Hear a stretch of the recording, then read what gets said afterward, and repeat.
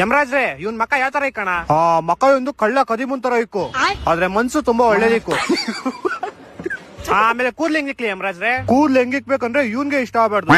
Half ಬಾಂಡ್ಲಿ ಇಕ್ಬಿಡು. ಹೊಟ್ಟೆ ಎಷ್ಟು ಉರ್ಸ್ತಾವ್ರ. ಇವಾಗಿಂದಾನೆ half ಬಾಂಡ್ಲಿ ಅಲ್ಲಪ್ಪ, 25 ವರ್ಷ ಆದ್ಮೇಲೆ ಇಕ್ಕು. ಇವಾಗ ಚಪ್ರಿಗಳ ತರ ಕೂದ್ಲು ಕೊಡು ಇವನ್ಗೆ.